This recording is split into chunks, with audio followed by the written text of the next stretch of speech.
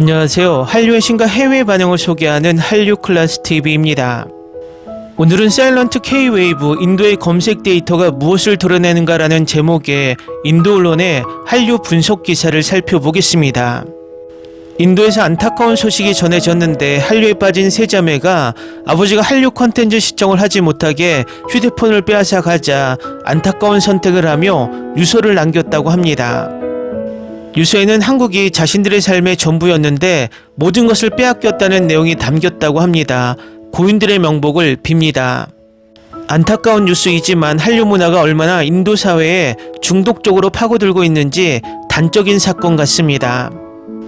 오늘 날짜 인도 언론을 보면 인도 드라마를 광고하는데 인도의 K-드라마라는 문구를 사용해서 인도의 K-드라마 인기를 알 수 있고, 또 미국의 워싱턴 포스트는 여전한 사랑의 불시착 촬영지 인기를 기사로 내보내고 있습니다.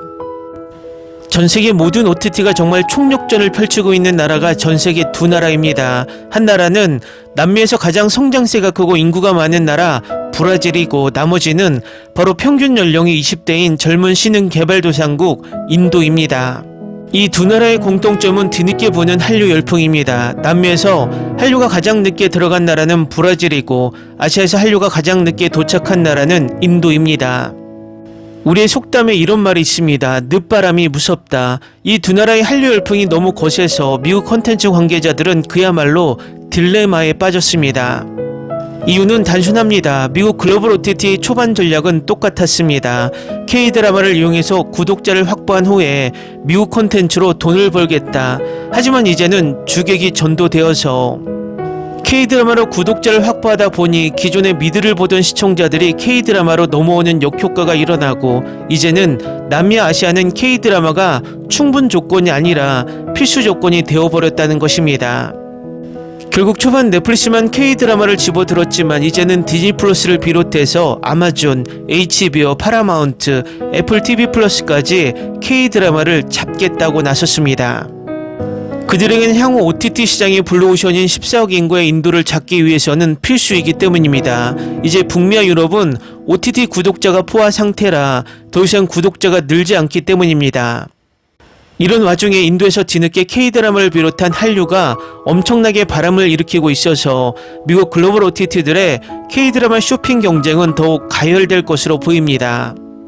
인도에 부는 한류 열풍을 데이터로 분석한 인도 기사가 올라왔는데 지금부터 확인하겠습니다. 인도의 한국 문화는 코로나 기간 동안 급성장했고 완전히 사라지지 않았으며 드라마, 음악, 언어, 음식, 미의 기준을 통해 일상 습관에 깊이 뿌리 내렸습니다. 가지아바드의 한 아파트 9층에서 뛰어내린 세 자매의 죽음은 문화몰입이라는 다른 더 우려스러운 차원으로 관심을 돌렸습니다. 특히 현실과 환상을 구분하는 법을 배우는 젊은 마음들 사이에서 감정적 애착에 대한 질문을 제기합니다.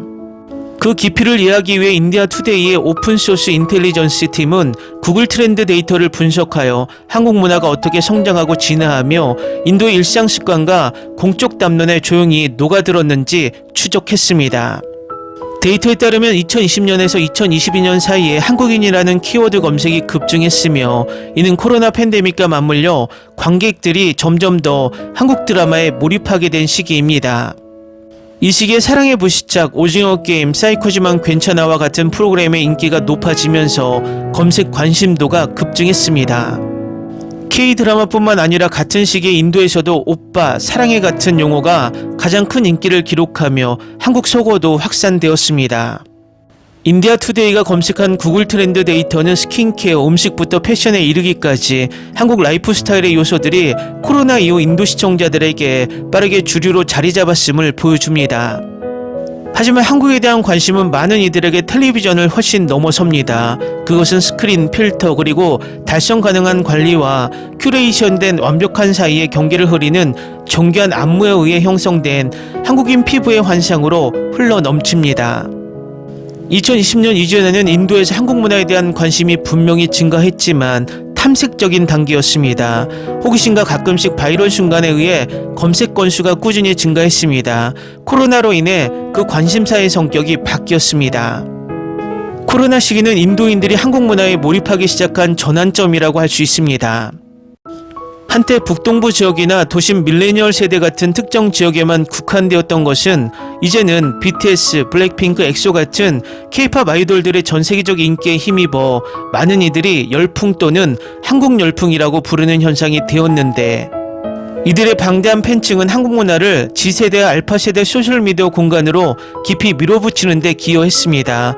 그 정도로 일부는 BTS 아미의 일원으로 자신을 자랑스럽게 드러내기도 합니다.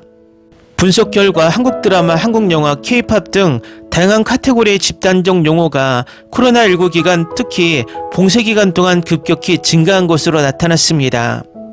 팬데믹 이후 이 특정 카테고리에 대한 관심은 최고점에서 감소했지만 코로나 이전 수준으로 돌아오지 않고 점진적으로 하락하는 추세를 보였습니다. 반면 한국인이라는 더 넓은 키워드에 대한 검색은 대체로 코로나 시절 관심 수준 또는 그 근처에서 유지되고 있습니다. 한국 드라마는 2000년대 중반 두루다 드시안이 대장금과 해신의 힌디어 더빙판을 방송하면서 인도 시청자들에게 주목을 받았습니다.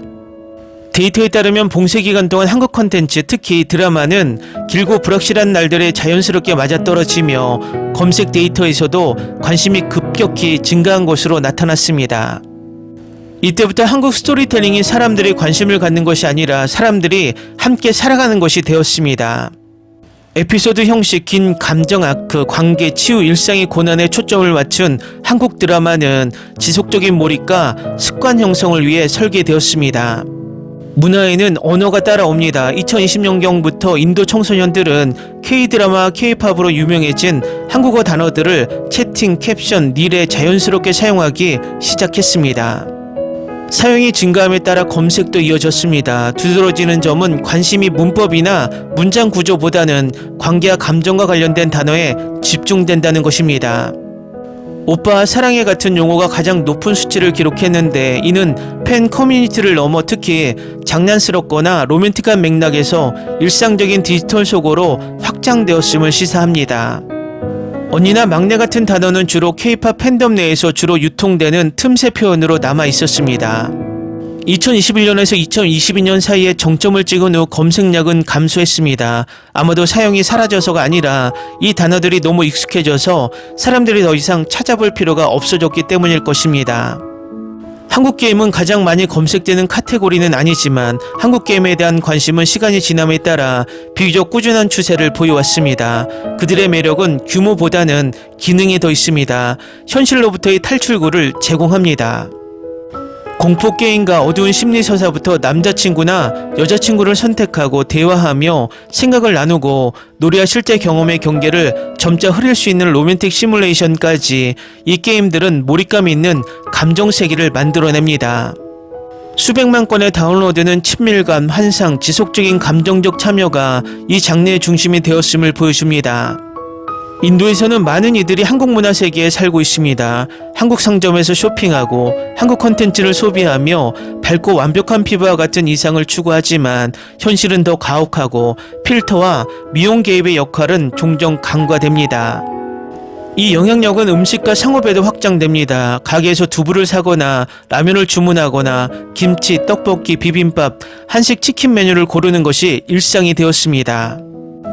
상업적 매력은 대형 식품점과 다국적 브랜드조차 변형된 버전을 선보이게 할 정도입니다. 한국 옥수수와 할라피뇨 마늘빵부터 도미노스의 한국식 치킨 머스트 피자, 맥도널드의 한국식 매운 파니어 버거 등은 한국 문화가 얼마나 깊이 포장되어 적응하며 인도 소비를 위해 수익화되었는지를 보여줍니다. 우리가 가져온 데이터는 인도에서 한국 문화가 더 이상 틈새가 아니라 지속되고 진화하며 뿌리내린 것임을 보여줍니다. 수억 명에게 K컬처는 위안과 탈출 그리고 열망을 제공합니다. 도전은 그 도피가 조용히 현실을 대체하기 시작하는 시점을 인식하는 데 있습니다. 기사 잘 보셨나요? 과거 할리우드가 인도 시장을 뚫고 싶어도 너무나 큰 발리우드라는 인도의 문화 자부심 때문에 뚫지 못했지만 한류가 그 힘든 인도 시장을 활짝 열어 제쳤습니다. 여기서부터가 중요합니다. 이 열어젖힌 빗장을 우리의 OTT로 우리의 콘텐츠를 서비스하느냐, 아니면 지금처럼 미국 공룡 OTT들에게 의존하며 제주는 곰이 부리고 돈은 왕서방이 벌어가는 구조를 이어가느냐.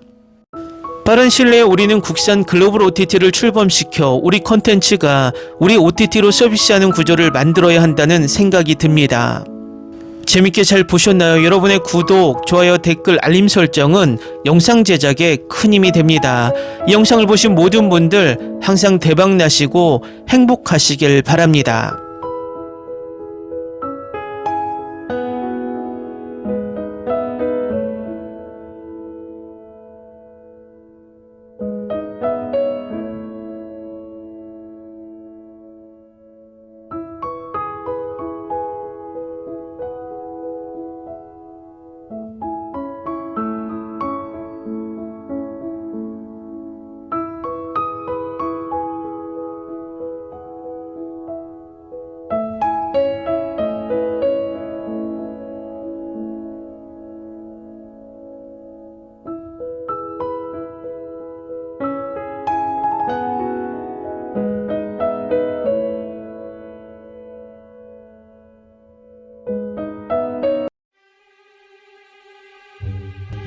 Ni se te ocurra.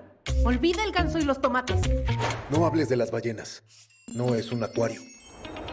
No actúes como tonta. Que eras una genio. ¿Sí? No vayas a presumir, a la gente no le gusta eso. Y no digas cosas sin sentido. Y bueno, ¿terminamos? Hasta pronto. Abogada, tengo mucha curiosidad por conocerla.